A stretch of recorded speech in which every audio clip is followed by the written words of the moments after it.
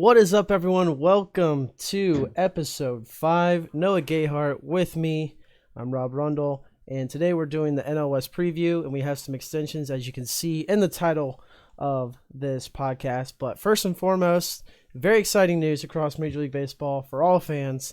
Mike Trout has announced that he and his wife are due in August. Noah, this is very, very exciting. Yeah, I mean, I think we're already on Hall of Fame watch, so it should be fun.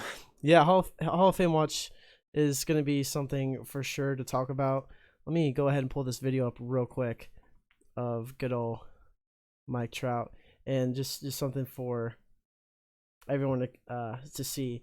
It was really a sweet video. If you can visit Mike Trout's Twitter, for everyone tuning in live right now, you can kind of see his reaction right now. Really cool moment, right? And it's all about living up to the legacy of the name and stuff like that.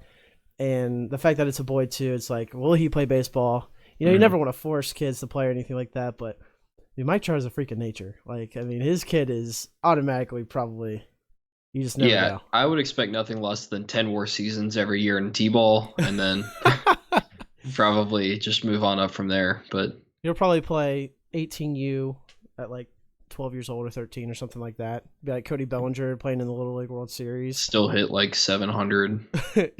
He'll be old. He's like, I'm 12. It's like, okay. He's going to be jacked out of his mind. It's insane. But we'll bring everyone back here. I just thought that was kind of a cool way to start, to start the day. But, Noah, we have some ideas that we want to talk about too with everyone here in the stream and people who listen to us on Spotify as well. For everyone, you can find us on Spotify, Apple Podcasts, Stitcher, iHeartRadio, you name it, we're on there. But one thing we're talking about doing is streaming MLB The Show. We know the new game comes out early this Friday, and it's a game that Noah and we play a lot. It's a lot of fun, play with friends, and they have a lot of cool features this year that are coming out. And I don't know, it'd be kind of cool, don't you think, to kind of like have a live chat going maybe and just kind of like do a franchise in a way? Yeah, it would make me feel a lot more purposeful in all of the time that I put into that game, because then I'd feel like I'd be at least getting something out of it. But yeah, I mean, it'd just be kind of relaxed, just come chat baseball or whatever and just hang out, No, seriously, for those listening in, Noah is an absolute freak. He's so good at MLB The Show. If you haven't seen on the YouTube channel, you need to watch it. I'm sorry to bring it up, Noah, but it was the first time I beat him literally since July. So it was a big deal. And he's like a level 100 diamond, which is I say insane. at the end of when I was playing online, like actually playing online, I was like top 2,500 in the world and on the leaderboard. So, and that's insane. You have to think of all the people, not only in the United States, but people in the Dominican Republic, Puerto Rico, in Asia too. Like, people play this game, So, hey, congratulations, Noah. I'm proud of you. But hey, new year, new me. I might beat you. So we might stream a couple games, maybe between Noah and me, and then maybe I know I'm more of a road to the show kind of guy, which would be kind of cool because I could do that aspect, and Noah could do the Diamond Dynasty, the franchise. You could really see what's going on in our minds when we shape our teams and sign free agents, trade other players from point A to point B. So something kind of cool to keep in mind. But kind of moving on, I want to talk briefly about the Houston Astros and the Boston Red Sox. We know the spring has been comical in a way.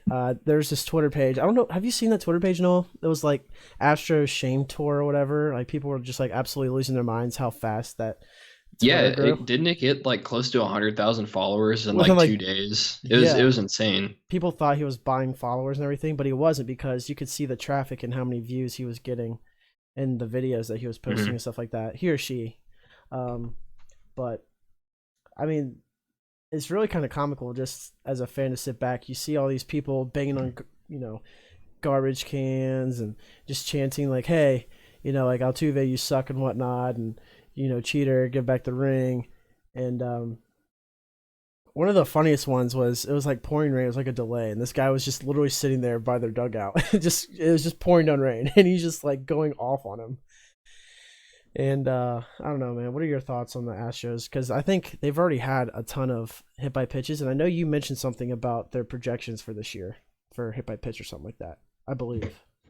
No, I don't think it was about that. I did want to mention though, like I mean, they're getting a lot of publicity about the hit by pitch stuff, but like it's not as bad as what people are making it out to be. I think I haven't looked at what it's been like this week, but I know at least the first week when like everyone was really like, oh yeah, they're getting drilled left and right. It was like 7 guys had gotten hit. 5 of the 7 were on like curveballs, and then like of the 7, like 4 or 5 of them were minor league guys. Yeah, And so, yeah, like, really, it was only like Altuve got hit once, and like maybe Bregman got hit once, and then it blew up into this whole thing. But I don't know. I mean, I'm sure they're gonna get hit. I'm not a fan of the whole like hitting players. I think it's kind of cowardly to hit a defenseless player. But I'd rather they just call him out to the mound, and we could just duke it out there.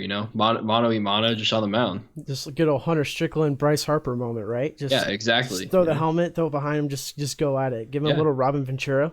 Give him the Dennis Dennis Quaid. Make it fair. Just give him the Dennis Quaid left hand. No, but I'm right there with you. I think it is pretty coward. Like it's very cowardly for someone to throw at a defenseless person. You have a bat. That's it. You don't have a glove to catch it, and even then, it's still hard. Right, But and yeah, what we could point to today, even just like an hour ago, Willie Calhoun got hit in the face with a 95-mile-an-hour fastball, and like they had to a take him to the fastball. hospital. Yeah, a fastball. Yeah. And so like you got to think about like he could easily have a broken jaw and miss like a ton of time, and like I don't know, like to do that like intentionally and risk just like ruining people's careers and stuff like that. I don't get it. Yeah, and I think it shows more of who you are if you just kind of you just bottle it up and then you just strike them out. One of the favorite videos I've seen so far this spring is Carlos Correa just looking absolutely clueless in the batter's box. Yeah, he's just getting diced up there with the good old Uncle Chuck, the 12-6, the 11-5, the sweeper, you name it. And I don't think I don't think it's because he's a bad player. I think it's because the fans are actually starting to get inside his head and stuff like that. Yeah. And that's what's going to be the trick for the Astros, coming into the season.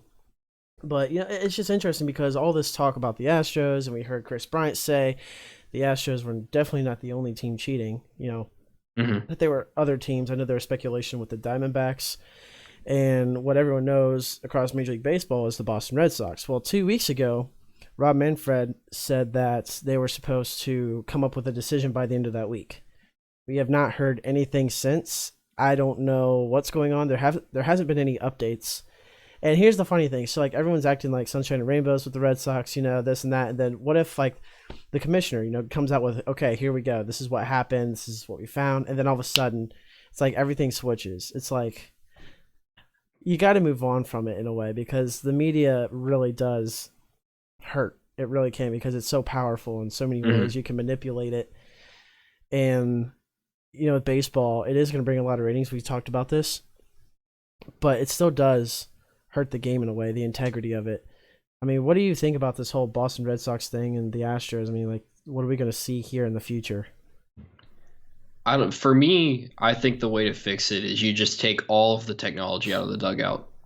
I think that you get rid of, obviously that would negate like the Apple Watch incident that the Red Sox had originally in 2018. That doesn't happen because you don't have that. When you look at a dugout, when if you're watching Fox Sports Ohio or whatever, and they pan into the dugout, usually you can see players looking at some sort of iPad or other kind of monitor, and they're looking at this kind of information and watching film and stuff right there. Or you saw where a lot of teams were getting caught, like what the Red Sox did, where they would go during the game back into the tunnel to pick up signs and stuff like that. I think if you just take that stuff and like don't allow it during the actual play of the game, then I think that you kind of cut down on what a lot of teams are being accused of. Yeah, and that's a good point you brought up, the technology in the dugout, because with spring training, what has been so amazing, and it's been awesome to watch and to hear and see on Twitter clips and stuff like that, players being mic'd up. There's always going to be pros and cons if you do implement that. And I just wonder, I kind of wanted your opinion on that too. Like, because, baseball seems to be evolving, trying to adapt to the other sports, trying to do different things. Like with football, they do have players mic'd up, but it's not live. It's just, they have it there and they can edit it. But with spring training, they're going live. They're asking them questions, stuff like that. They probably wouldn't do that in in the regular season. But they might check in like, hey, he's hot. The mic's hot. Let's see what Freddie Freeman is thinking right now. But then, how does that come into play, right? Because then you still have the microphone, you still have this and that. Right. So, well, I do want to say this is something that we might see this season. I know that MLB talked to Pete Alonso after they had mic'd him up in a spring training game, and he gave him the go. He's like, hey, if you want to mic up first base for Mets games this year, he was all for it. So I honestly think this is something we might see during the regular season, which is awesome. Personally, I love the whole mic'd up thing. I think it's super cool. See, I think that's different than what I'm proposing as far as technology getting banned in the dugout. Because that technology is being provided by controlled. It's MLB Network or ESPN. It's controlled by that whatever network is showing the game. So that's a lot different than, hey, I've got this iPad where I can see the catcher signs in the dugout, and so I can kind of use that to relay signs or whatever. So I think that's kind of different. But I'm all for players getting mic'd up. I think that's awesome. I think it's great for the game. Yeah, and I agree with you. I was just just the whole microphone thing. Because there's going to be people out there who think, oh, well, if we can't do this, can't do that, well, then there's no reason why you should be able to mic up players. If you can't have iPads or monitors in the dugout to look at your bullpen, like, no. Like, it's not okay. So that's kind of like a gray area, but to grow the game, and that definitely should happen, I think, and I'm an advocate for it as well, just like you are. And so, but kind of let's move on from that. Kind of get into some good news here, some good vibes we got going here. You want to talk a little bit about some of these extensions, starting with the first guy? Yeah, so we saw a couple of big extensions this week. Yep. I would say big, but also not as much money as what I think a lot of people thought they were going to be. So the first guy that got extended this week was Christian Yelich, 9 years for $215 million with a 10th year mutual option. Mm-hmm. I mean, I know the first 2 years of this contract are kind of buying out his last 2 years of arbitration. So it's really like a 7-year extension for something around like $190 million. But to me, this feels like an underpay. I mean, you look at a guy like Mookie Betts who just got traded to the Dodgers that's asking for $300 to $400 million over 10 years here this offseason. And I mean, Yelich definitely took a hometown discount. So good on the Brewers, I guess, because they got him for a steal. Here's my thing. So this is a tremendous steal for the Brewers.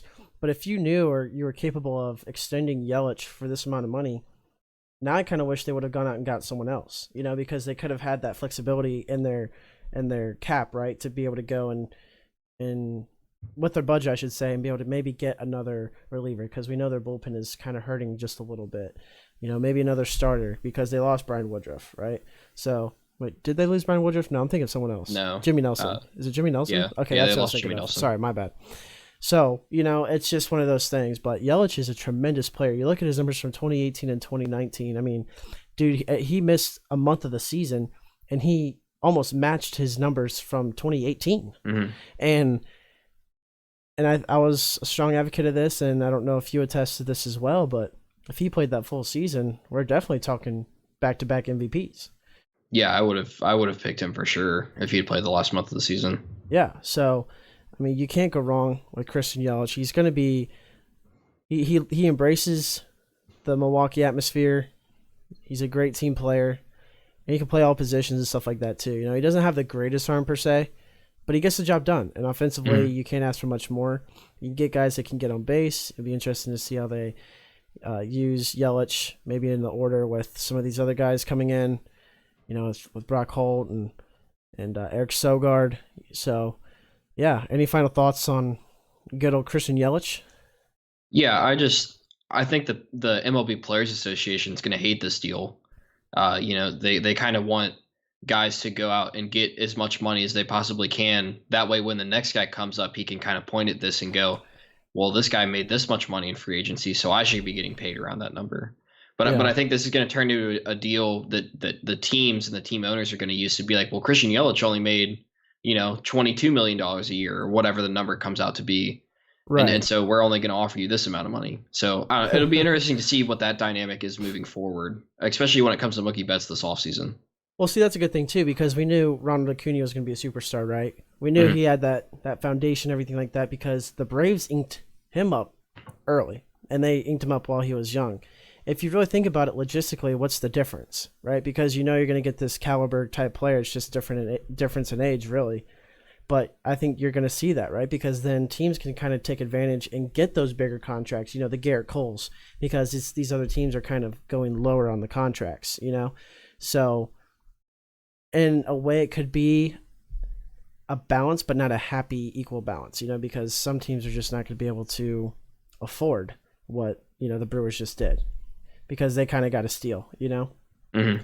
So who's your next guy? Yeah, so the other guy that got extended this week, I know you're a big fan of this guy. I kind of ripped on him a little bit last week. That's all right. I forgive you. Yoan Moncada signed a 5-year extension for $70 million with a $20 million option for a 6th year. Despite the fact that I ripped on him last week about the fact that he's probably going to regress, I personally love this deal for the White Sox. Obviously they're betting on Yoan Moncada to be the Yoan Moncada of last year instead of what he was 2 years ago. But even if he's not completely the one he was last year and he regresses like what I think he's going to, $14 million a year for the next 5 years of Moncada is honestly a steal. I mean, this is a dude that's 24, 25 years old, kind of a budding star in the league right now 24. On a team that's going to be in playoff contention. It's probably at least for the full length of his contract because they've got so many young guys to build around. So yeah, I don't know. I really love this deal for the White Sox. How do you feel? I think you already know how I feel about it. I love it. He kind of had a slow start to his career, hitting 211 to 230 and whatnot. Last year was a spike that we saw. And, it's kind of going to be an interesting sample size, right? Because it is a year. But like you said, he's only 24 years old.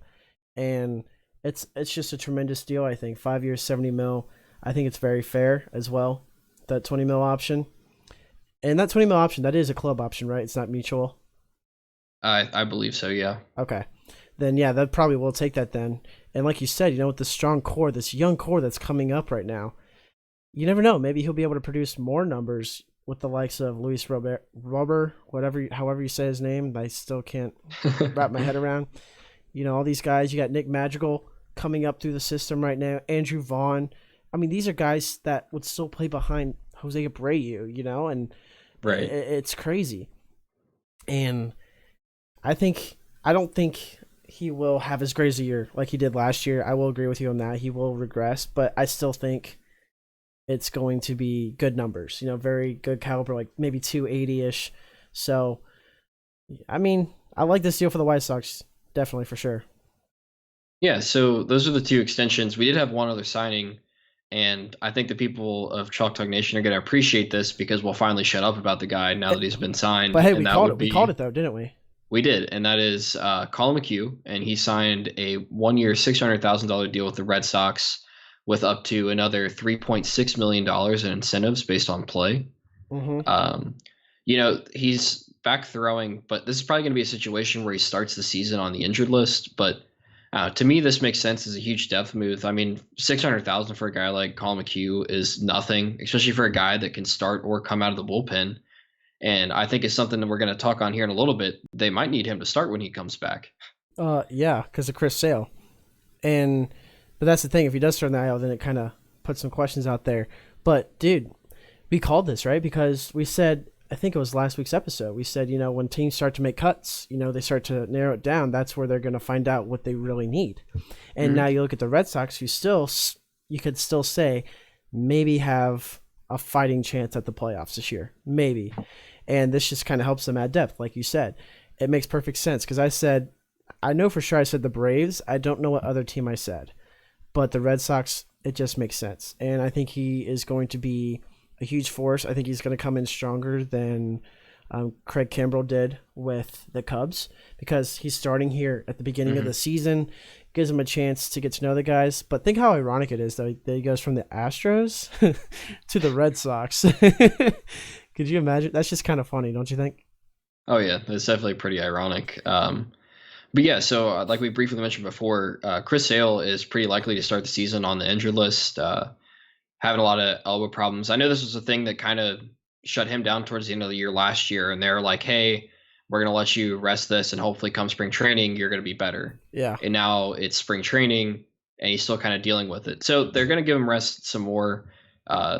They're kind of holding their breath, hoping that he's not going to end up needing Tommy John, but regardless, he's going to start the season on the injured list. And I think if Chris Sale is out, and especially if he does end up having to get Tommy John, then I think you can probably just go ahead and kiss the Red Sox playoff chances goodbye, personally.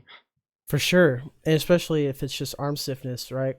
Like we said, those first 15 games are crucial. That's 3 starts. Mm-hmm. You know, it might not seem like a lot, but it is.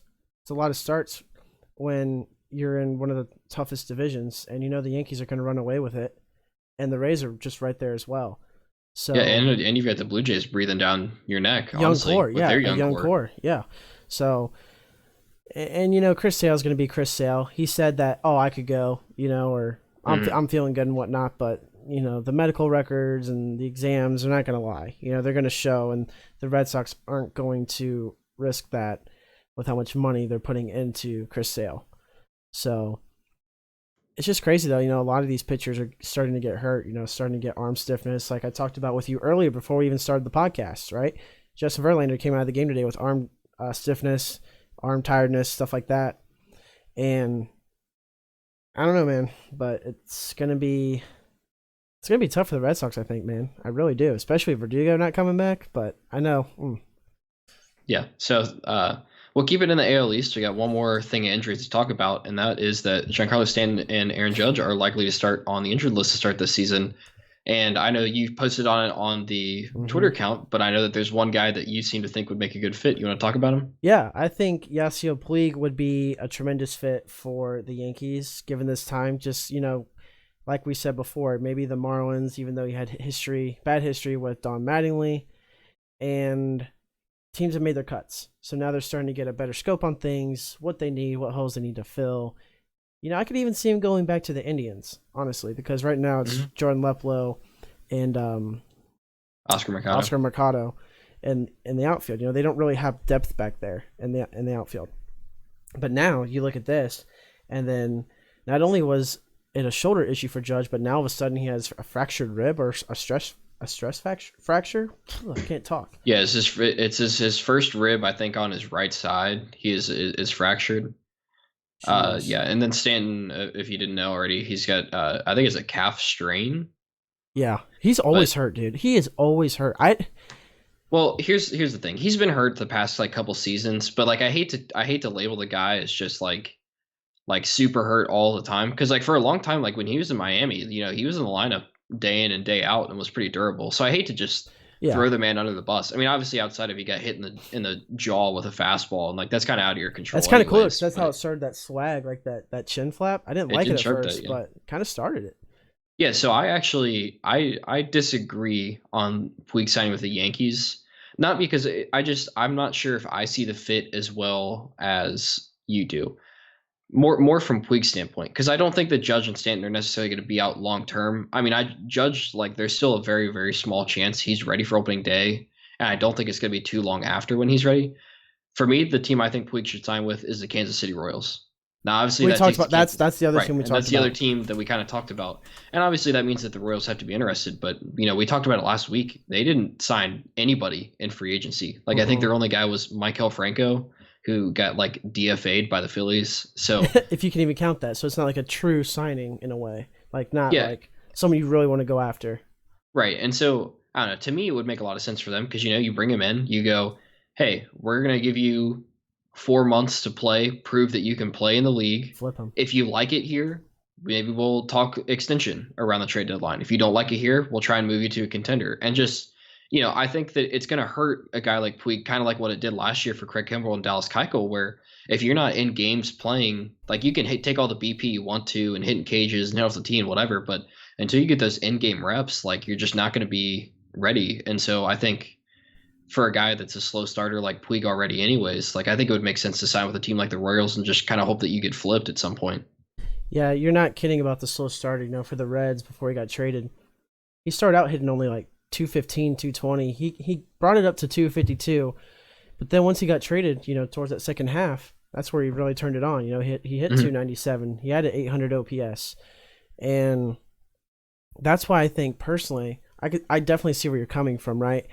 Honestly, like, I think he probably should sign with the Royals, right? Because that benefits the Royals. It's a win-win situation. But the Yankees, right? You say, hey, for a playoff contender, right, we can flip you. Well, the Yankees, they could use every bit of depth they can get, especially a veteran guy. Yes, he's a big ego, but I don't know. I don't know. Yeah, see, the other thing too is that like I just feel like the Yankees already have so many outfielders. Like, yeah, so Aaron Hicks is going to be out till August or September. Stanton and Judge are going to be out for opening day, and yet they've still got Brett Gardner, Clint Frazier, Mike Tauchman. I know I'm forgetting another name as well. I like Mike Tauchman a lot, though. I like him a But lot. like they've got three guys that can step in and give them, and I'm pretty sure there's a fourth who I'm just drawing a blank on the name for. They can just step in and play major league, major league time, and you're not really going to miss that much of a beat in the lineup. And so, I don't know if it makes sense for the Yankees to give Puig like an actual contract. And then the other thing I would worry about, because I mean Puig is, he's a personality, and he's a guy that if things aren't going the way that he wants them to, could be a problem in the clubhouse. I mean, we saw it in LA. And so if he's a guy that once Stanton and Judge come back and then suddenly he's not getting playing time, then like, and you also have to keep in mind like the New York media with what it is. Sonny Gray cracked a half smile after a bad start, and they freaking chased him out of the city with pitchforks. So yeah. I'd have to wonder how long it would take Puig to piss off the New York media. That's a good point. I completely forgot about that. I feel so bad for Sonny Gray, dude. He's such a good pitcher. Gosh, man. But no, that's a really good point, and I think we'll just leave it at that, man, because you are right. I think his ego, his personality, it wouldn't mesh well there, but the stats, the numbers, defensively, I think he would do fine. But I see where you're coming from for sure. Yeah, I mean, bottom line, someone just signed Puig already. Please. Like, the dude should be on a roster. Yeah, come on. Come on, Tigers. Come on, Orioles. Would be the Orioles, because they just lost Trey Mancini on a non-baseball related surgery. Dude, that's the other thing I wanted to talk about. Dude, that is huge. I had them losing 50-some games.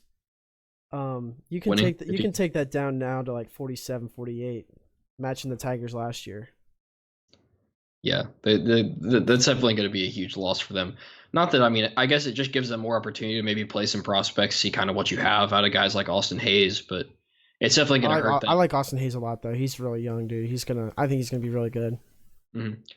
All right, well, do you want to go ahead and get into the meat of this podcast here with the NL West? Yeah, so finally the NL West, the second to last division we had to talk about before we have a really fun, right before the season starts podcast. And we're going to start with the Arizona Diamondbacks. And their biggest signing this offseason, you could say, is Mason Saunders. Oh, I'm sorry. Who? Mason Saunders? Who's that? Yeah, that's rodeo professional bull rider. How about Madison Bumgarner, huh? How about Madison Bumgarner? I really like this signing. I kind of figured Madison Bumgarner would stay in the division. I don't know why. Just a lot of guys do. It might just because they've seen most of these hitters and whatnot. It's funny. The reason he stayed is because he wanted a ranch, and out in Arizona that was a possibility for him. So it kind of comes full circle with the whole Mason Saunders thing. That's honestly why he kind of stayed in that area. Okay, that's a good reason too. That's pretty baller. But yeah, I think we're both right. Let's just say we're both right. But 5 years, $85 million. I actually think this is a little pricey for Mad Bum, given the fact that he's past his prime. If you give him, this might be a contract to say maybe 2015, the year after they won the World Series. It's kind of tapered off a little bit, but we do know he can still hit. Arizona is a pitcher-friendly ballpark, per se. Mm-hmm. So I like the signing. I like him being there. I think the price is a little bit expensive. But, yeah. And then they also signed my least favorite player in all of Major League Baseball, Cole Calhoun. I cannot stand Cole Calhoun, okay? I can't. Just the way he plays, the way he interacts with the players of opposing teams, I just don't like him. He's a big ego guy as well, and he's not good at all, okay? 2 years, $16 million, and then they got Starling Marte, which is a very, very good acquire trade by the Pirates. So your thoughts? Yeah, so I agree with you. I think that Mad Bum was a bit of an overpay. I think what you're paying for there is that you're probably going to get a league average to slightly above league average pitcher, and I think you're just kind of paying for that guarantee. The last two seasons he kind of saw some injury problems. Only pitched like 100 innings in both seasons. Really kind of struggled when he was out there. And in 2019, he kind of came back to form a little bit. 3.9 ERA and 207 innings pitched. A 1.12 WHIP, which is a little bit better than league average. And I think that's probably what you're going to get out of Matt Bum for the majority of his contract. But Yeah. I don't know. I still think it was a bit of an overpay. I'm kind of with you. I'm not a fan of the whole Cole Calhoun thing. Hit 232 with a 325 OBP last year. He did put up 2.3 WAR, and that's just kind of because he's a decent defender. He did hit 33 home runs last year, but How part far of is it's it kind going of to take you, though? Yeah, but and part of that too is one, there was the juice ball, and two, Angel Stadium is pretty hitter friendly as far as lefty bats go because they've got that really short fence down in It's like 4 feet right high. field. It's like crazy. It's like really short. It's crazy. Yeah, I'm not necessarily as high on Starling Marte. Almost 3 WAR last year, 120 OPS plus, which isn't bad. It's kind of a return to form. But for a few seasons before that, he kind of struggled. When he first came up, like ages like 23 through 25 or maybe 26 seasons, he was like a 4 WAR a year player, and then like he just suddenly dropped off, and suddenly he was like 1.5 WAR. And so it'll be interesting to see if once he goes out west to not quite as hitter friendly of a ballpark in Arizona, if those numbers start to decline, or if he can kind of keep the production at where it was last year. But honestly, just to fill that void with Adam Jones departing, because he had that contract expire, it's just a 1 year deal. Mm-hmm. It does. I do like it though. I do. The thing that I think I like most about Starling Marte being acquired by the Diamondbacks is that what it does for Ketel Marte. Because what we saw last year with Ketel Marte, and Ketel Marte put on like a close to like his name was being mentioned in the MVP race. Top 5. Like he was wasn't top 5, yeah. And this is a guy that's moving around the infield all the time. He's playing second base one day, shortstop the next, and then he was in the outfield, and he's back at second base. And so it gives him kind of some stability to come in every day and know, okay, I only have to worry about playing second base, so I don't need to worry about taking, fly balls or whatever to be ready out there. It just kind of gives him some stability to know what he's going to do when he comes to the ballpark every day. And I think that for a guy like him that's just on the brink of becoming an absolute star, like I think that might be what it takes to push him over the edge. Yeah, Ketel Marte, I see him and Whit Merrifield as one. I mean, they mirror each other perfectly. Both guys having to play around the infield, have to dabble out there in the outfield because, the team's not necessarily that great and you need to fill these holes. But now, like you said, he'll probably even have a better production year, and he'll just be able to focus. His WAR should go up. He was a plus defender in the outfield. And in the infield with Nick Ahmed right there, it should be pretty good, I think. So, yeah. Yeah, so do you want to go ahead and get into their full lineup? Yeah, real quick, before we do that, I do want to touch base once again that Adam Jones, he is in Japan, which I think is crazy. I think he could still play. He was definitely not a plus defender as he used to be. But the guy always still hit for average. He still hit for average and still had some pop in his bat. He's only I think 34, 35. It's just kind of surprising to me that he just kind of decided just to go to Japan for 2 years. But, hey, good for him. I know they've already played games, and I know he's already hit a home run or two. So that's pretty exciting. But, yeah, we'll go ahead and get into the lineup. So catching, we don't have graphics again, but we will next week. Catching for the Diamondbacks is Carson Kelly. Carson Kelly, he was acquired from the Cardinals, right? Yeah, that was part of the Paul Goldschmidt deal. Cool, yeah. So Carson Kelly behind the dish. Christian Walker had a decent year. Not great numbers, but just decent at first base. Ketel Marte now being slated as that everyday second baseman. Eduardo Escobar at third base. Nick Ahmed at short. And then your outfield is Starling Marte, David Peralta, and Cole Calhoun. If you really kind of look at this lineup, some of these names, it's just kind of they're on the edge, maybe a little bit above.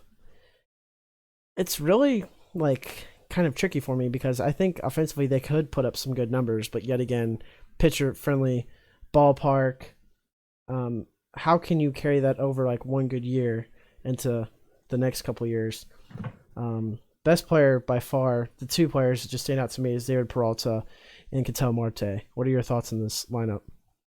One of the guys that you mentioned is actually the guy that I kind of wanted to highlight out of this lineup, and that's actually Christian Walker. Yeah. This is a guy that was with the Orioles for I think his first 3 years in the big leagues. Didn't really do a whole lot, so the Orioles let him go. He kind of caught on with the Diamondbacks for 2017, 2018. He only played in like I think five or six games in 2017, like 15 games in 2018. But when he played really well, and so they finally gave him a shot to be a full-time player in 2019, and I think he delivered. 2.8 WAR, hit 259 with a 348 OBP, and then a 476 slugging percentage. 29 home runs, 111 OPS plus. He's a little bit above league average, but he's also a guy that can play a lot of positions for you, and he kind of gives them some flexibility, which is something that you see a lot with a lot of the guys on this team. You look Christian Walker play first in all the outfield spots. Ketel Marte can play second, third, short in all the outfield spots. Eduardo Escobar can play Everywhere. Second, third, short. Nick Ahmed can play shortstop. He can play second base if you need him to, and he can probably play some center field. So I don't know. I really like the roster for the fact that you can mix around a lot of guys. Yeah, I could see that. The thing for me, I don't think their depth is that great per se. But I can see where you're coming from. Christian Walker hit 259 last year. Does hit for power, but I don't know. I'm just like not completely sold on him yet. I need another year or so, kind of like MLB The Show, right? I need a 3-year sample size or something. Like I need to. Yeah, no, that's totally fair. Personally, I'm buying the Christian Walker stock, but I get why a lot of people aren't. Right. For me though, the thing that I like about this team is the rotation. So we talked about Mad Bum already, who they've added to the rotation, but they've also got Mike Leake, who's like secretly one of the most consistent pitchers in Major League Baseball. He's not a guy that's ever going to put up super flashy numbers, but I mean, he's just every year you're going to get quality production from him. Yeah. Robbie Ray is a guy that has potential to be like a 2 when he's healthy and pitching well. And then they've got a couple of young guys at the back of the rotation. Luke Weaver, who they acquired in the Paul Goldschmidt trade as well. And then Zach Allen, who they got from the Marlins for Jazz Chisholm. And so you've already got some guys at the top of the rotation that have been there before that, have the potential to be 2s or 3s in the rotation and give quality production. Then you've got some guys at the back end with some potential. Yeah, I do agree with you with the rotation. I do like Mike Leake a lot. He does have a fractured wrist for those who don't know right now. He did throw a simulated game though. He threw 68 pitches. He'll be back. He might only miss I think he only missed maybe a start or 2 personally, because he says he could probably be ready close to near opening day.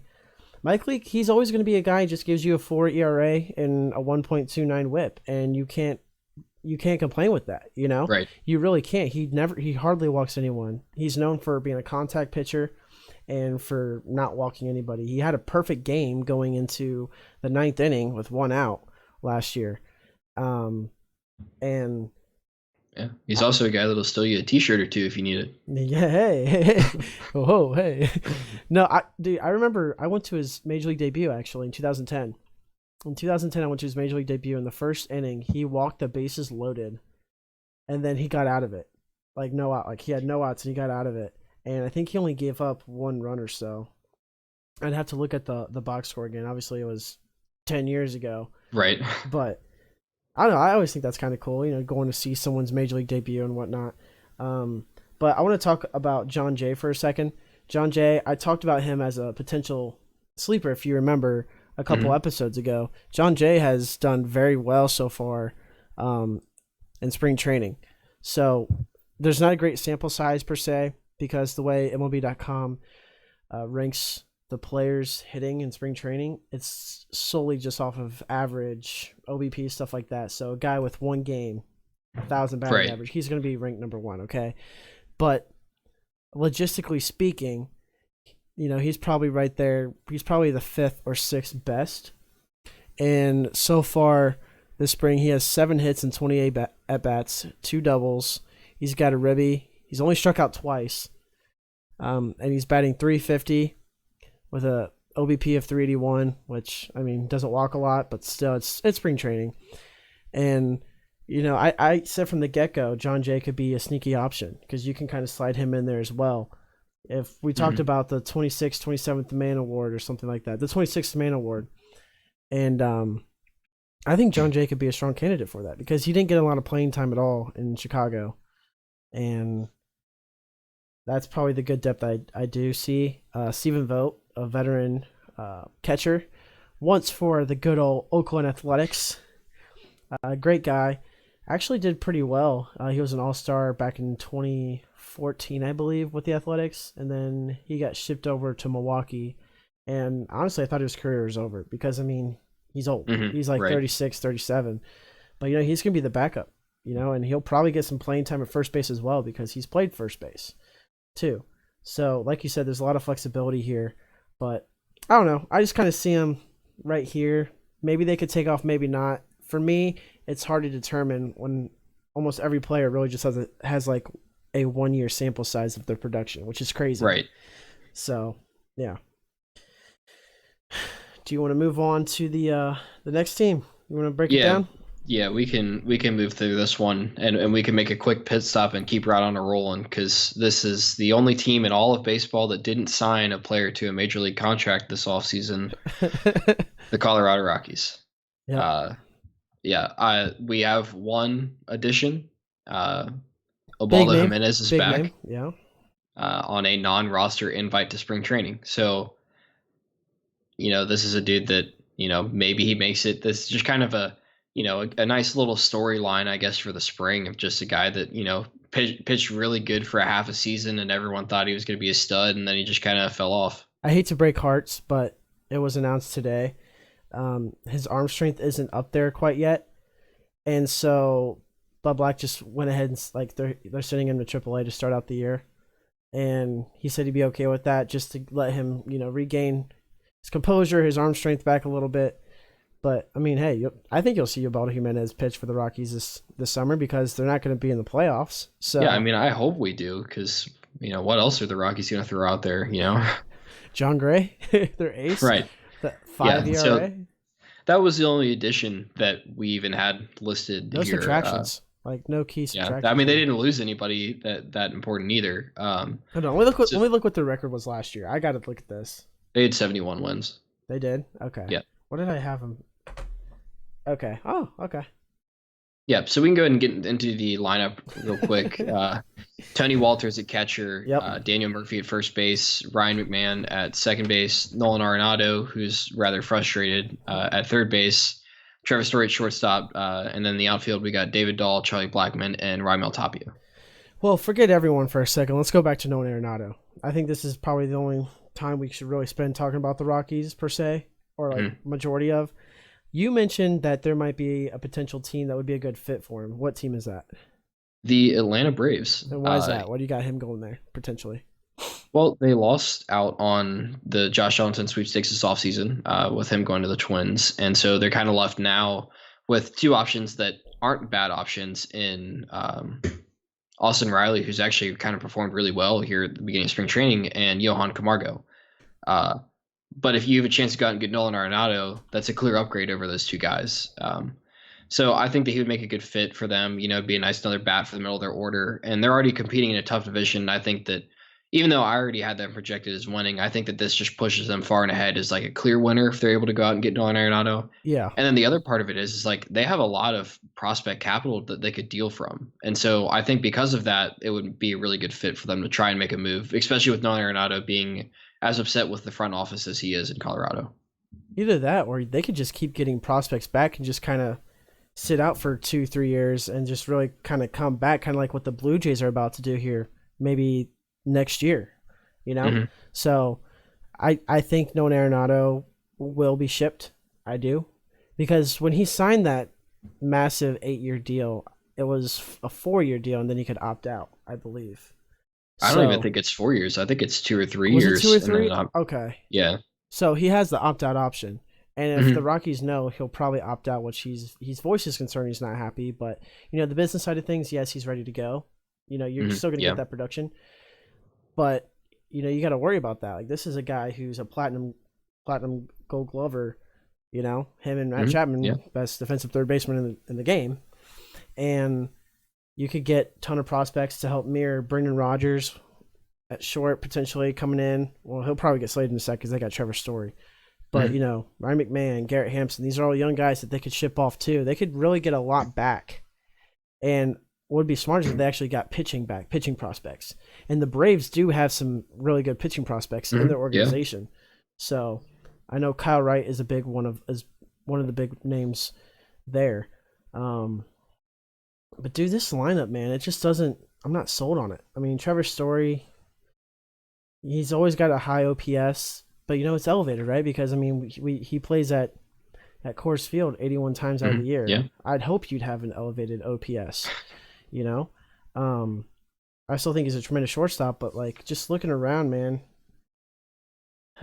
they have Ian Desmond as the backup, and that was a tough contract on them. That was a tough, and he still has another year. They're paying him $8 million next year for Ian Desmond, who is far from a plus defender, and has really dropped off the table, maybe hitting 240-ish, 250. So, but the guys I do like on this team, man, Wade Davis is real nice. He's probably one of the best relievers in the game, which is really impressive too, because you have to keep in mind they are pitching at their ballpark 81 times out of the year. You're going to have games out there when you can still put up a sub-2 ERA. That's pretty impressive. Scott Oberg, he fell off real big back in 2016, 2017, but he kind of rejuvenated a little bit. And he's in that closer role, isn't he? Or is he a setup guy? Well, I think with Wade Davis he's a setup guy then? Being there to go, it'll probably be Scott Oberg as a setup. Okay. So, I mean, what are your thoughts, man, on the last thoughts?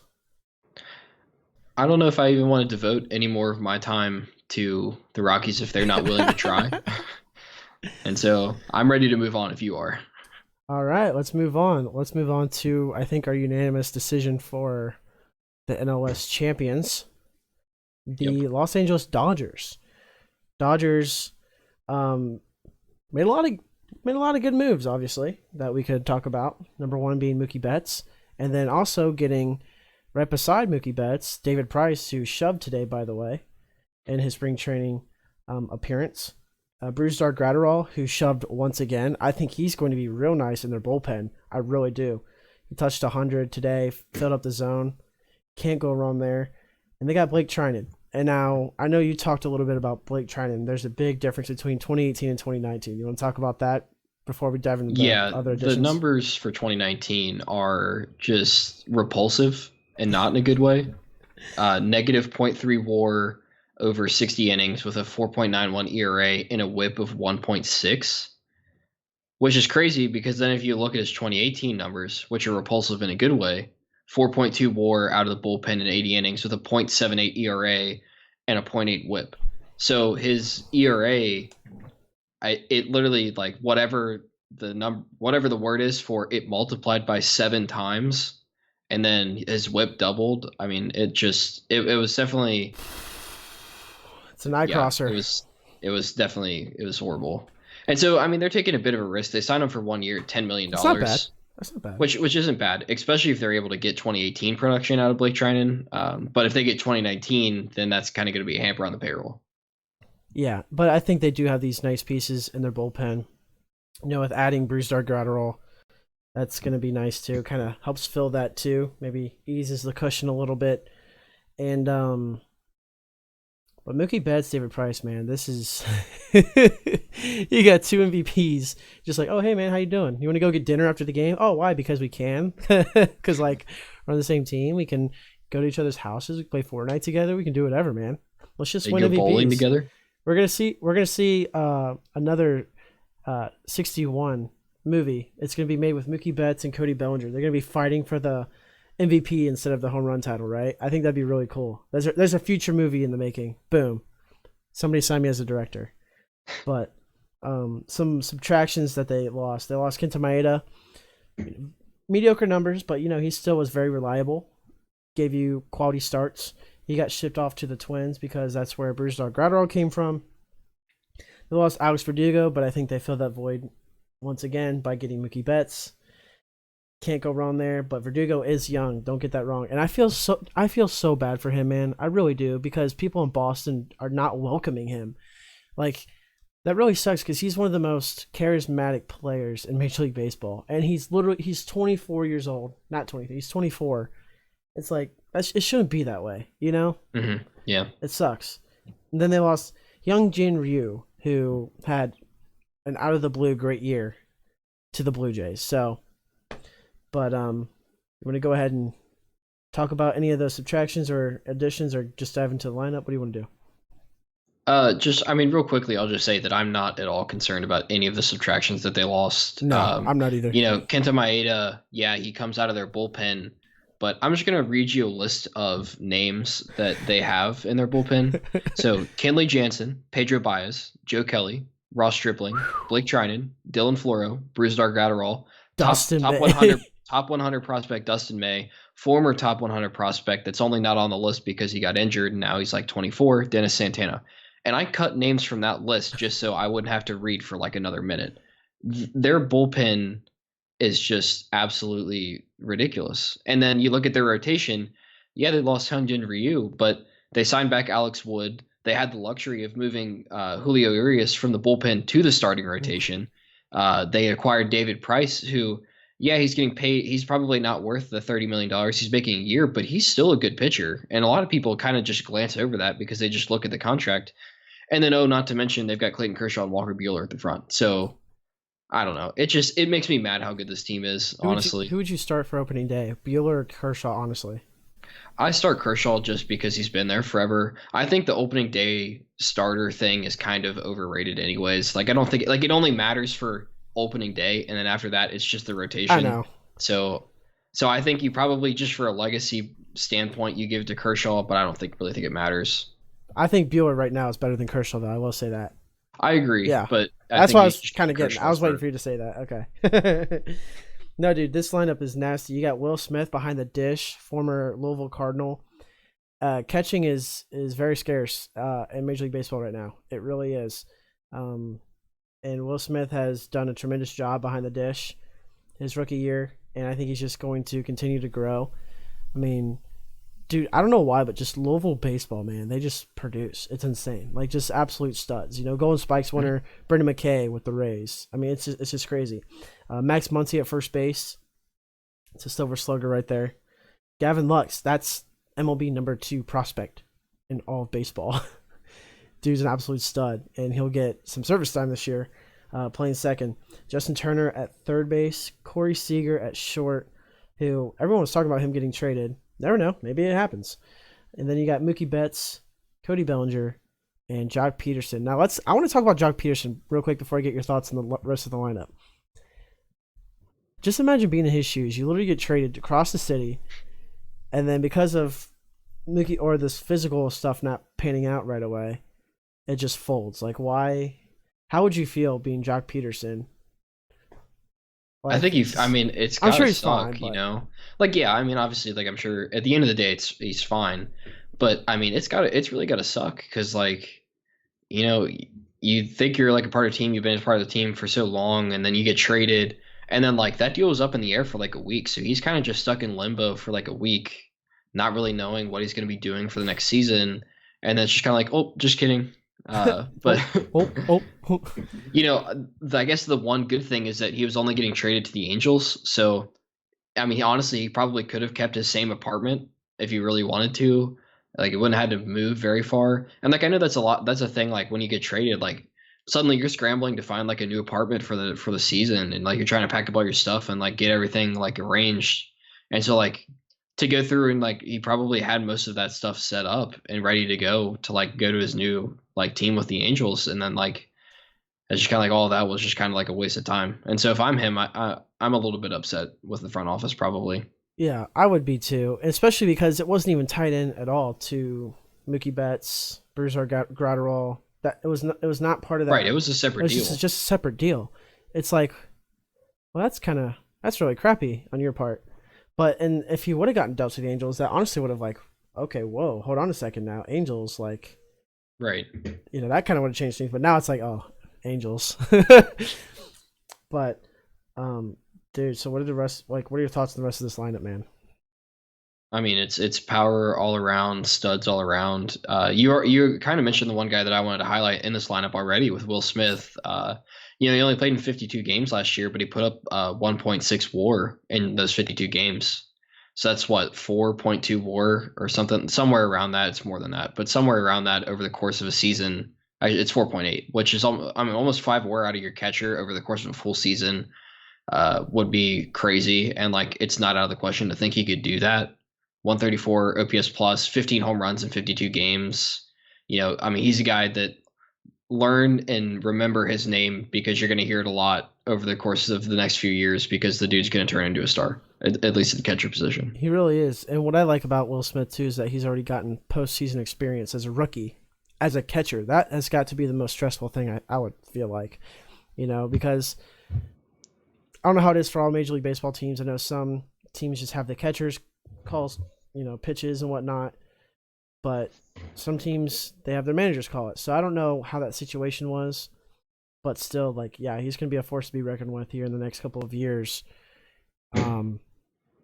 Especially because right now, when you hear catching, you think Mitch Garver, JT Realmuto, Yasmani Grandal right now at the top. Mm-hmm. It's a really scarce position right now. There's not a lot of superstars, but there's potential. The Giants, when we're going to be talking about this guy coming up, Joey Bart, there's a lot of young talent coming up in that catching position. Adley Rutschman, right? So right. I think it's going to kind of change everything here in the next couple of years. Talking about their bench, they got AJ Pollock, who they signed last year, at the beginning of last year, and that's a guy they could fill in too. Depending on matchups, right? If they're facing a lefty, okay, you could take Jock out. Put Pollock in, right? And Pollock can easily play center field. They have a lot of depth too. Kike Hernandez, he can play infield, he can play outfield. Can't go wrong. Chris Taylor, same thing. Austin Barnes is just Austin Barnes. Nothing special there, but still so much depth. And then you look at the depth in their bullpen, and then what they have in the minors, dude. It's like it's just astronomical how they were able to get Mookie Betts and David Price, and they just shipped out Verdugo. What else? Oh no, they shipped out another catcher too. Was it Connor? They shipped out Jeter Downs, who's the 44th Jeter ranked Downs, prospect with that's MLB, right. And then Connor Wong. Connor Wong, that's right. Okay, but for Mookie Betts and David Price, already solidified, and pretty much also leading up to getting Brusdar Graterol, that's pretty much nothing. Nothing at all. So you know what? Good job, Dodgers. It really sucks, though, because I was really looking forward to the Reds potentially making the World Series this year. But, I guess things happen, right? So. Well, the Dodgers do have their postseason woes, so, you never know. Yeah, but if you go back to 2017, Game 7. Right, but they've had postseason woes in more than just 2017. I know. You go back to 2016, they were up 3-1 against the Cubs, in the NLCS. It's tough. But they're due. They really are. But... any final thoughts? No, I think we're ready to move on to the Padres. You want to open it up? You want to talk about them? Yeah, so they were busy this offseason. A lot of it was with the Rays. I'm not really sure what that was about, but they worked out multiple deals with each other this offseason. Yeah, what was that about? So on the addition side, they acquired Trent Grisham and Zach Davies from the Brewers for Eric Lauer and Luis Urias. They also signed Drew Pomerantz, another former Brewer. They traded and acquired Jerickson Profar from the Athletics. And then to combine all of the trades together they made with the Rays, basically they've gotten Tommy Pham and Emilio Pagan and gave up Hunter Renfroe, Manuel Margot, and some prospects. See, this is where the Rays messed up. This is where the Rays messed up. If the Rays would have kept Emilio Pagan and Tommy Pham, I think they would. I think they'd be in a wild card, for sure. Emilio Pagan had a career year. He started off with the Athletics, got transitioned over to Tampa. He's been tremendous ever since, and he's going to fit right in. He's had a tremendous spring so far, sub-2 ERA in the spring. And Tommy Pham has been tremendous as well. I think it's going to be really interesting. These are decent guys, pitching. Drew Pomeranz, he spent time with the Red Sox as well, battled some injuries and stuff like that. Zach Davies, mediocre pitcher, not going to just shove, but he's not going to just get absolutely bombarded, And I kind of like their additions, honestly. Just kind of a low-key off-season for them in a way, though. They were doing Like, Yeah, I mean, these aren't your name brand guys, that's for yeah, sure. Like Drew Pomerantz was struggling as a starter with the Giants before he got picked up at the deadline by the Brewers, and then the Brewers just kind of put him in the bullpen, and then suddenly 26 innings, he's got a WHIP under one and 45 strikeouts. I think that 4 years, 34 million might have been a bit of an overpay for Drew Pomerantz, but I mean, at the end of the day, they're adding to an already solid bullpen, and then they go out and get Emilio Pagan as well, who in 70 innings, 2.4 WAR, 96 punch outs, woo, point 0.8 WHIP.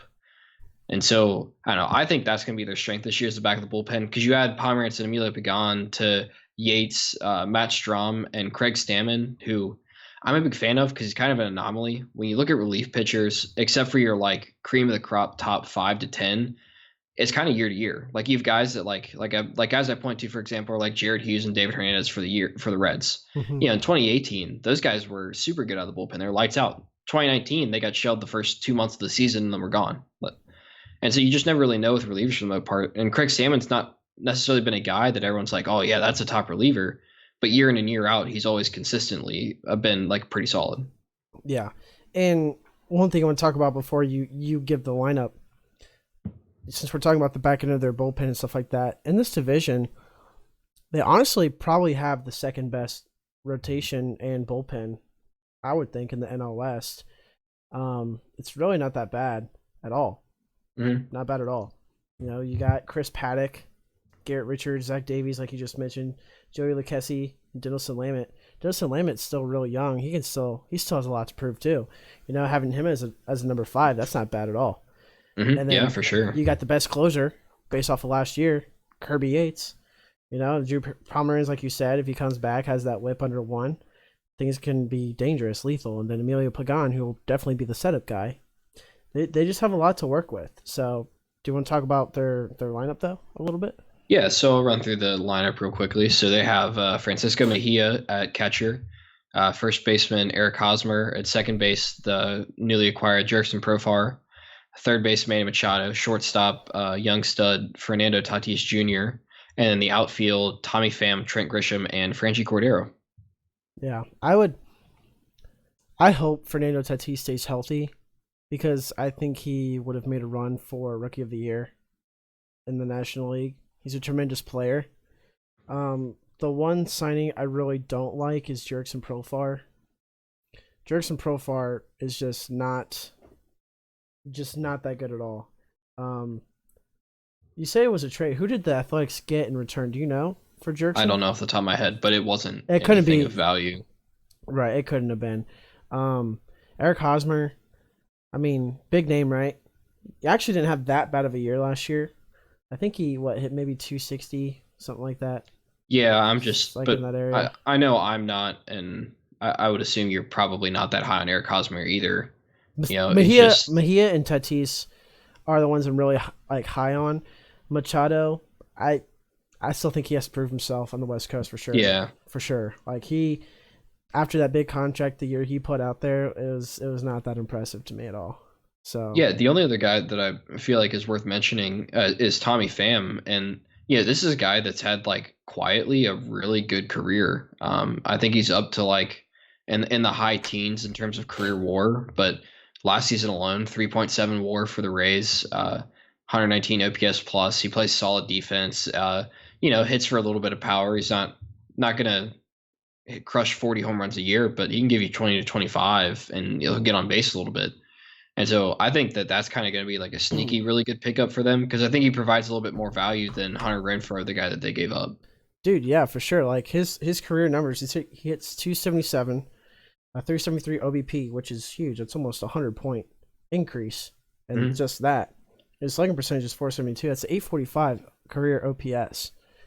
That's a guy who's been floating under the radar for quite some time, even when he was with the Cardinals, and that's why, Blake Snell is just so shocked that they got rid of him.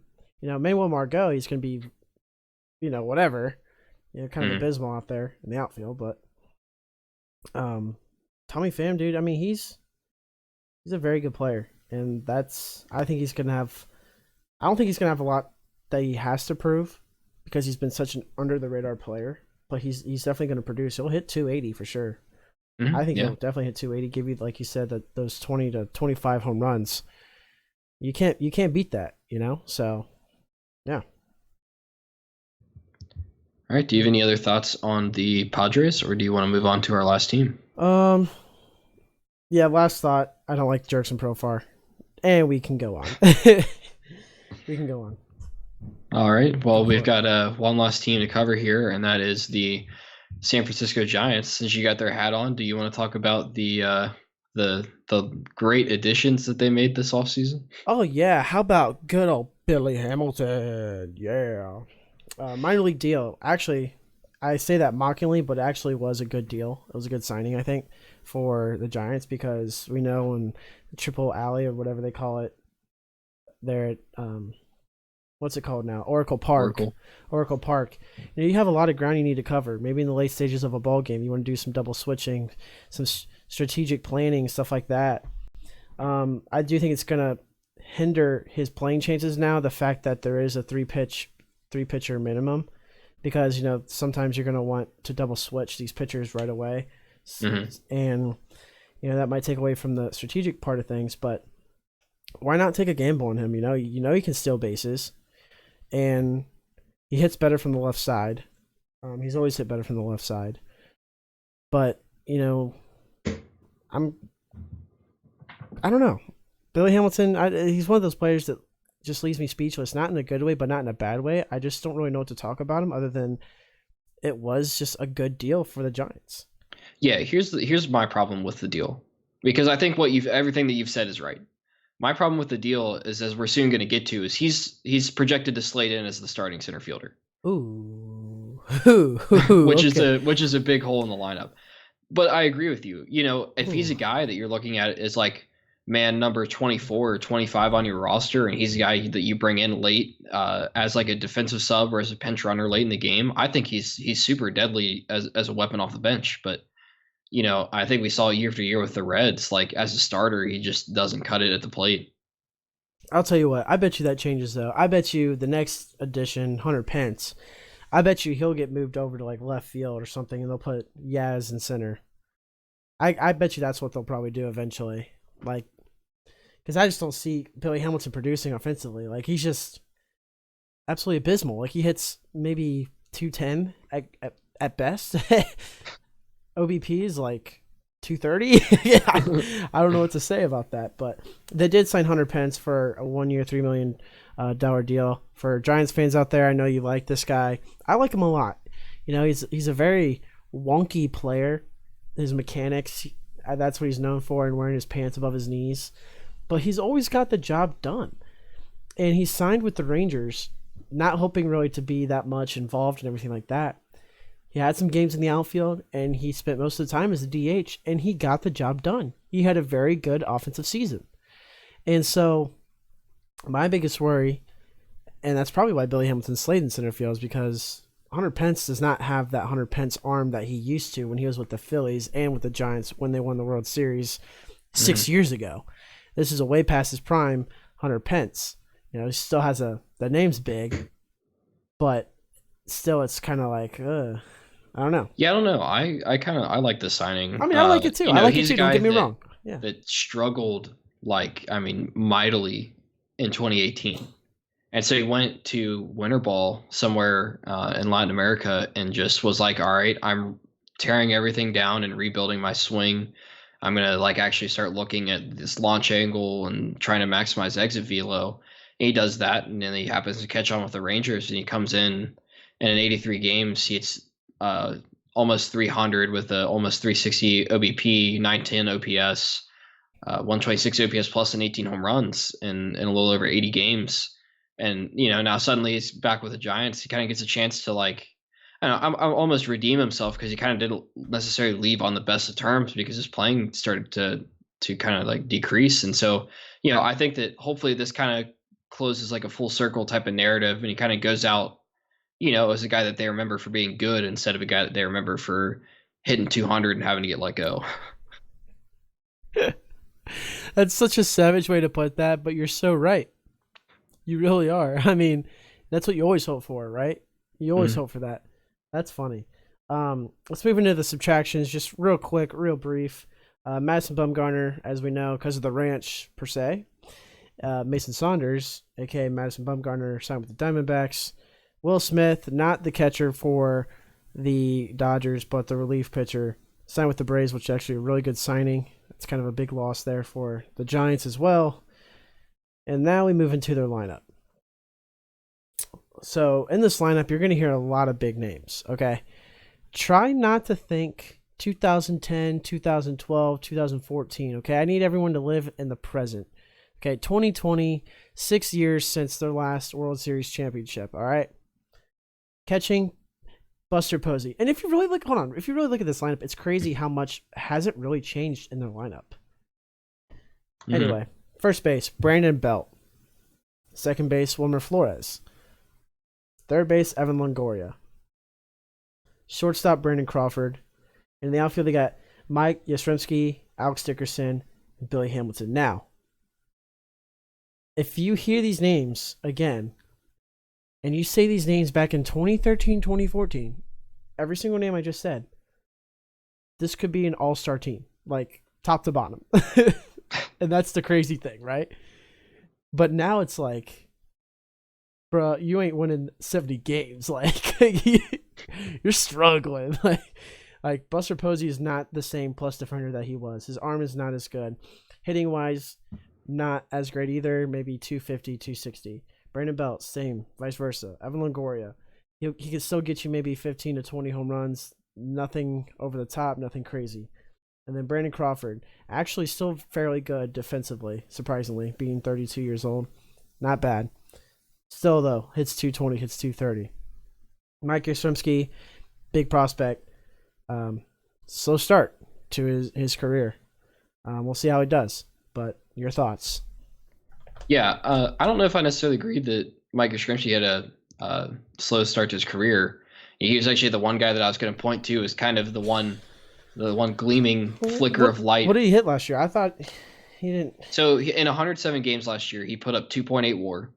He hit 272 with a 334 OBP and 518 slugging, 21 home runs, and a 123 OPS plus. I take back everything I just said about Mike Yastrzemski. I must be, I don't know. For some reason, I thought he hit like 220 or 230. And didn't put. Okay, never mind then. That was embarrassing. Okay, no, continue. It's all right. Yeah, but outside of that, there's not. Alex Dickerson had his moments last year, but we already talked about Billy Hamilton. Brandon Crawford it's basically shortstop Billy Hamilton, and then he plays good defense but can't hit at all. Yeah. Evan Longoria is just continuing to regress. Brandon Belt's continuing to regress. Buster Posey's the guy we talked about last week, whether we thought he could, make some sort of a comeback or kind of turn his career around. And we both kind of thought that, yeah, he'll be okay, but he's not going to be someone that's going to be making headlines. They do have Mauricio Dubon, who I think could step in at shortstop if Brandon Crawford really continues to struggle. And then the other guy that's kind of worth mentioning, and you kind of talked about him a little bit earlier, is Joey Bart. He's a guy that I think's 23 now, top prospect in the Giants system. He's a guy that, could really see some time. If he plays well at the beginning of the season, he's a guy that could kind of step in and maybe platoon a little bit with Joey Bart, with Buster Posey and Brandon Belt. Dude, he's had a really good spring too. You want to hear his numbers real quick? Yep, fire him. In 9 games, he's hit 1 double, 2 bombs, 7 hits and 16 at bats. He's drawn 3 walks. So he's hit 438. The OBP is 526, slugging percentage 875. So over 1,400 OPS. And for being a prospect, not getting as much time, because you don't know how much is guaranteed in spring training, being able to produce like that in crunch time, that's pretty impressive. Mm-hmm. Yeah. You have any other thoughts about this Giants roster? I actually think now just looking through this, honestly, I think I was actually a little bit too courteous on how many wins I gave them. I'm being serious. And so with that, I'm actually going to change my number real quick to something different. Yeah. But no, honestly, nothing really impresses me. The rotation doesn't impress me. Johnny Cueto, yet again. You talk 2013 All-Star, right? Jess Marja, 2013 All-Star. Now it's just like, okay. Kevin Gausman, absolutely atrocious. Had over a 6 ERA. He had some time with the Reds. awful, just absolutely awful. And it sucks because I really do believe in the Giants front office and everything like that, but it's just going to take some time. I'm surprised they don't have more prospects in the top 100, if I'm being completely honest, other than Joey Bart, because they've had time to grow and stuff like that. Yeah. But what hurt them too is getting Longoria and not being able to build that third base position outside of him. That's what really kind of hurt me. But bullpen's nothing very special either. So, no, I have nothing else I'd like to say about the Giants. What about you? Yeah, I'll just quickly. I think Johnny Cueto is a guy to watch this year. He's a guy that's kind of struggled with injuries the past couple seasons. Maybe I'm looking at him in a bit brighter light just because he was a Red, and so maybe there's a little bit of bias in there. But if you look at his numbers, he's not been horrible when he's been able to play, when he's been healthy. And so, I mean, they're paying him like $20 million a year for the next 3 seasons, and so that's definitely an overpay. But I would say of the guys in their rotation that they're going to be paying like a decent amount of money to, he's probably the guy that they're going to see the best return out of. But I mean, outside of him, there's just not much to look forward to in the rotation. Yeah, no, you're absolutely right. I mean, I'd always pull for Johnny Cueto for sure. Like you said, you got that Cincinnati roots in him and stuff like that. But we'll see. Yeah, I'll never forget the time that he posted a picture of his dead horse on Instagram. What? Yeah, do you not remember? No, are you serious? Yeah, he posted a picture of his dead horse on Instagram. Why? And just said like "rip" and then like whatever the horse name was. That's all he said? Just rip the horse? Dude, what? That is messed up. That's so Johnny Cueto, though. That's wow. Anyways, you want to get into the standings? Yeah, I think this is a good transition to do that. Should I go first or you? I'll go first. Okay. I'll go first. I think it's very obvious who the National League West champions are going to be, and that's going to be the Los Angeles Dodgers. I have them winning 105 ball games, so 105-57. The reason for this because they get to beat up on that weak pitching of the Giants so many times over the year. The Rockies as well, playing at their ballpark as well. I mean, you can't really. The Padres pitching staff is probably what I have to look out for the most. But in second, I have the Diamondbacks at. Oh wait, that's you. Well, because we had the same record for the Dodgers. Sorry. Wow, I was looking at your. That's all right. I saw the Dodgers win 105 ball games. Ours is just so similar. It's just crazy. I have the D-backs winning 82 games, so 82-80. The reason behind this, I just offensively they have depth and everything like that, but the pitching is kind of questionable for me. I go back to their bullpen. Are we going to see 2017 Archie Bradley, or are we going to see 2019 Archie Bradley? Because now he has been officially named the closer, because he was kind of going in between roles as the setup, mid-relief guy, and the closer. I don't know, because that's really huge. You have to be able to close out ball games, because if you, especially with the D-backs, games are going to be close if you want to, snag a W. I don't think they're going to have it in them, especially with the Dodgers playing them maybe 20 times out of the year, something like that. I have the Padres in third, winning 75 games, so 75-87. Pitching, like I said, I think they have the second best pitching staff in all of the division. Chris Paddock is nice, Kirby Yates, Emilio Pagan. You can't go wrong there. Drew Pomeranz when he comes around. But offensively, I just don't see it yet. I just don't see him clicking. They didn't really mesh that well last year. Granted, they didn't really have Fernando Tatis for most of the year, but I'm not completely sold on the Padres just yet. Maybe give them another year or two. That's just me. I have the Rockies in fourth, winning 72 ball games, so 72-90. Rockies are just going to be absolutely atrocious. They didn't make any moves per se. They didn't lose anybody. They had Ubaldo Jimenez that they signed on a minor league deal. That's about it. I don't see them even inching close to a wild card spot or even breaking 500. And then dead last, I got the San Francisco Giants. I have them winning now 64 games. So 64-98. Just all around, top to bottom. It's just upside down question marks.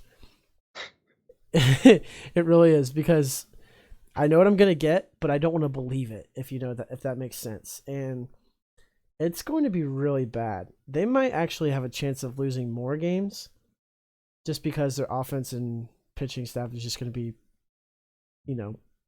pretty bad. I'm trying to stay clean with what I'm saying here. But yeah, so those are my standings. So I have the Dodgers winning the division. They're going to be the number 1 seed in the National League. So that rounds out the National League. So Dodgers win the division. They're the 1 seed. D-backs, nobody else makes the playoffs in this division. D-backs 2nd, Padres 3rd, Rockies 4th, Giants 5th. So, no, what about you? Yep. So as you kind of spoiled, but it's not necessarily a surprise to anybody. I've got the Dodgers at 105 wins. Honestly, they could win more than that. I mean, they're incredible. There's no hole anywhere on their roster at all. For me, I have the Diamondbacks in 2nd place at 84 wins. I'm a bit higher on this pitching staff than you are. Obviously, they added Mad Bum. I already talked about what Leake and Robbie Ray can bring. And then I think Luke Weaver and then especially Zach Allen are going to be guys that perform very well. Just some free fantasy baseball advice. If you play in a league that uses pitchers, Zach Allen might be a guy to look at the late rounds or as a waiver wire pickup. And then I had the Padres in 3rd place at 81 and 81. I don't know. I mean, they play in a pitcher-friendly ballpark. They've got the pitching, as far as I'm concerned. They've got the first, in my opinion, the best or second best, depending on how you look at them and the Dodgers in terms of bullpen. And then the rotation, they've got Chris Paddock, who came up last year and was an absolute stud. Garrett Richards, who's going to be healthy this year. Zach Davies, obviously they gave up Eric Lauer, but I think Zach Davies just slides in and basically just becomes him again. Joey Lucchesi's a guy who's got 2 in the rotation type potential, and Dinelson Lamet's a guy that's got to come out and prove himself, and he's pitched really well in spring training to this point. Obviously, there's still some questions in the lineup, but Eric Hosmer probably hit 260. Mejia's got a chance to really become something special. I think Machado probably hits around 275, and it's just kind of Machado. Tatis, before he got injured last year, was on pace for an 8.4 WAR player season as a rookie. That's insane. And so, a 152 OPS plus through 84 games. And I mean, he's young and he's improving, and I think he's just going to continue to get better. We talked about Tommy Pham already and what he brings to the table. I would guess the only kind of question mark I have would be in the outfield. Franchy Cordero in center field is a guy that hasn't necessarily gotten a whole lot of playing time at the major league level yet. And then Trent Grisham got some time with the Brewers, but it'll be interesting to see how that translates over into his 2nd season. But then in 4th place, I have the Rockies at 72 games. They won 71 last year. Honestly, it's just kind of it. They didn't make additions. They didn't make subtractions, right? Yeah. Right. So they're just kind of around the same place. It'll be interesting to see. That number is probably going to drop once they do end up trading Nolan Arenado, if that's what they decide to do. But I mean, other than that, they're going to be around that 70 win mark probably. And then the Giants, I have at 65 wins. Again, there's just not really much here. I mean, Johnny Cueto maybe. I mean, they've got Mike Yastrzemski. He kind of was good last year. Hopefully, he can keep that moving forward, and then maybe Joey Bart once he shows up. But that's about it. Okay, I know who I was thinking of. By the way, when I said 220, 230, not like having a good first year, it was Steven Duggar. That's who I was thinking of, not Mike Yastrzemski. So I apologize to all those Chalk Talk Nation fans out there, especially you, Noah. That's all right. No, this is so, you see a trend with Noah, like, and myself, like our standings, because they're so similar in most divisions, which is so cool. Because Noah and I think a lot different, really. We really do. Mm-hmm. Yeah. And still being able to pull that and have that commonality is really cool. So, should we move on to our final segment? I think we should. All right. So, yet again, our what is banging over there? I don't know. I was about to text my mom and tell her to quit whatever it is. Is it laundry or something? No, I think she's making something in the kitchen. Oh, okay. No, you're good. Anyway, so our start one, cut one, bench one. So as everyone knows, we choose 3 players, and we choose to start one, to cut one, and bench one. We have to give our reasons behind our choices. Now, we already went across the diamond, so Every week now it's going to be a little bit different. So this week we are doing recently retired players. So, Noah, you want to give me mine first, or do you want me to give you yours first? You can give them to me first this week. We'll switch it up. Okay. So for you, three baseball players, pretty big names. Your first one is Adrian Beltre. Okay. Your second one is. Can you guess? Carlos Beltran. Yes, sir. And your third one is David Ortiz. Oh, I was feeling really good at first. I was like, okay, like I through the first two, but David Ortiz, that's tough. Mm-hmm. Um, These are all guys who have put up similar batting averages and living around OPS plus. So I thought it was pretty good choices right here. yeah, so I am gonna go. I guess I'm going to start Adrian Beltre, bench Carlos Beltran, and cut Big Papi. I hate to do it. Why? Why do you cut Big Papi like that? Listen, like you said, all three of these guys put up pretty similar offensive production. Oh, Adrian man. Beltre played Gold Glove defense year in and year out at third base for the Dodgers and the Rangers, Wow. and is and then my man Carlos. But actually, you know what? No, Carlos Beltran's getting cut. Freaking There cheater. we go. Yeah. Yeah. Come on, man. Well, I was thinking as a player, not as a. So I mean, David Ortiz. You know, obviously Big Papi, freaking Boston strong, the whole 9 yards. Probably one of the greatest DHs of all time. Left a lot to be desired defensively and as a runner, but what really, there's a lot of question as to whether or not like clutchness is like a true characteristic or if it's just kind of a subject of the situation that you end up in. But if it's a real thing, Big Papi's the definition of the clutch gene. I mean, you look at the playoff runs that they had in the early 2000s. Yeah. And then I guess Carlos Beltran, who would have been a Hall of Famer in his own right had we not had this whole banging scheme, but switch hitting outfielder that could, really just produce, play good defense. I would imagine he probably won some Gold Gloves. I don't know off the top of my head, but I'm sure he probably did. I don't know. Those are three really good players. I feel like after that, I took it easy on you this week, but yeah. So just to sum up, Adrian Beltre start, Big Papi bench, and cut Beltran. Okay. See, I agree with you 100% because Adrian Beltre won 5 Gold Gloves. All around player, just charismatic. You put up 116 OPS plus. Very, very good player all around. Can't go wrong. I cut. What I was torn between was because Big Papi was only a DH most of his career, so that was the hard part choosing. Because I like to look at not only offensive numbers, but defensively. Because Big Papi's career WAR is only 55.3. But the times he did play first base, if you really think about it, compared to Carlos Beltran's, which was 69, that's only 14 points higher than Big Papi, and Big Papi spent literally most of his career as a DH, and that had some to do with it too. The whole cheating thing, I wasn't a big fan of that. But David Ortiz, the OPS plus was right around there with everyone, like 116, 119, but Big Papi's was 141 just because of the slugging. Just slugging 541 home runs, just doubles and stuff like that. But I'm glad that we're in consensus there with Beltre as our start guy, Ortiz as our bench, Beltran being cut. Yeah, so I definitely feel like I took it easy on you now, but I wanted to keep all of them at the same position, just so it would be a little bit easier for you to like think about and compare.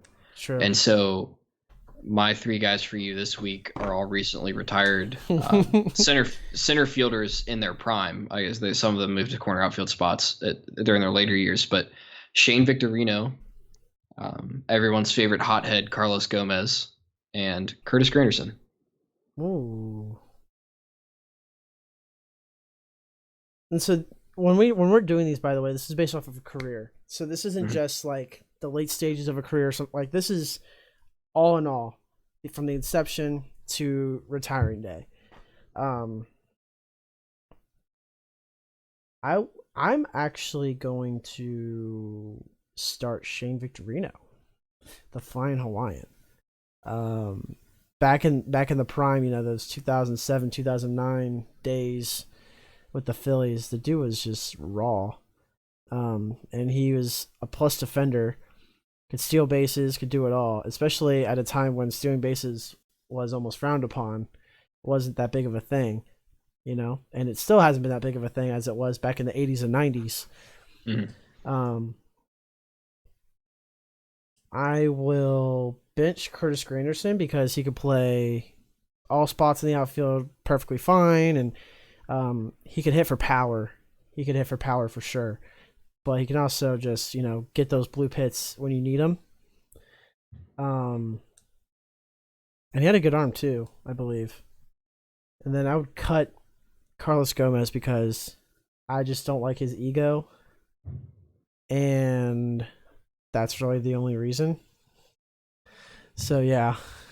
Okay. Well, I disagree with you. Can I just say something real quick?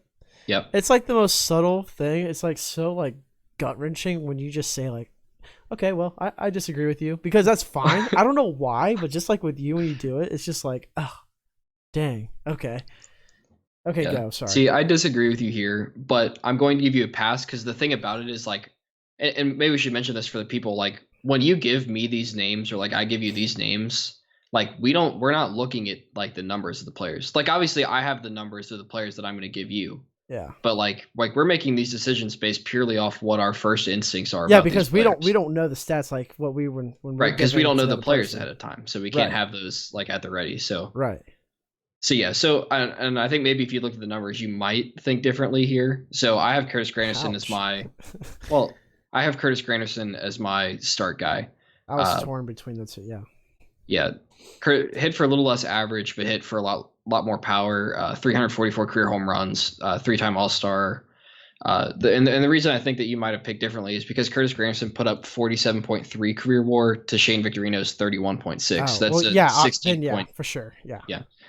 Yeah, but I mean Shane Victorino in his own right was a good player, 3-time Gold Glove winner, 2-time All-Star. Like I said, a little over 31 WAR. A bit more of an average and stolen base guy, and I guess part of that also comes with preference. I prefer the power numbers and over the average, especially when, like in their case, the on base percentage was pretty much the same. Mm-hmm. And then Carlos Gomez is going to get cut. I think it was a pretty clear third here, but I was also trying to find another recent outfielder to throw in there that was a center fielder. And also, I just love Carlos Gomez. I know you don't like him for the ego, but like I just think he's fun to watch, and like. His bat flips, man, were great. I don't know. I'm surprised you didn't put Jose Bautista in there. He's not retired. He's coming back as a pitcher. What? You have not heard about that yet? Yeah, he's trying to play in the World Baseball Classic as he's trying making a comeback as a pitcher. All right. So he's not retired. Interesting. But no, King Kong Lee said, sounds like Stephen A. Smith. True. I mean, but no, it's just hard though, because like you just have to make your basic assumptions, like what you grew up to watch that player as. And I knew Curtis Granderson hit for power, but I didn't know he was that much better defensively than Victorino. That's what kind of threw me off, because Victorino, he was still a good defender. Let's not get that twisted. He still was. But what was the stolen bases like? I don't know what Curtis Granderson's were off the top of my head. I can tell you. Shane Victorino was in like the 330s for his career. That's what I figured, somewhere around there. Yeah, I mean, I can look it up if you want me to. That'd be cool. Curtis Granderson. Bum, bum, bum. All right, let's see here. So for his career, he had 153 career stolen bases. Okay. So it's about half of what Victorino had. Okay. Yeah. Well, I don't know. I love this segment a lot, man. It's just like, because I like being put on the spot, because you don't know exactly what the other person's going to say. And it really does show your true like judgment, like what you think is like the difference between the players. Because like I said, this really shows how we think differently. I like that a lot. But all right. Anything else you'd like to say? Anything? I think we've covered it. All right. Well, everyone, we'd like to thank you all for tuning in once again. Our podcast will be live once again on Spotify, Apple Podcasts, Stitcher, Launchpad, iHeartRadio, the whole 9 yards. Be sure to leave a like if you like this podcast. subscribe, share it with your friends and family. It really means a lot to us. Check out Noah's articles. He writes for Diamond Digest about the Cincinnati Reds, his favorite team. And then next week, we're going to be talking about the AL West, which has my favorite team. So it's going to be a very, very fun, very good podcast. Once again, 6 p.m. Eastern time. And we know Spring Forward was today. Hopefully it wasn't that big of an issue.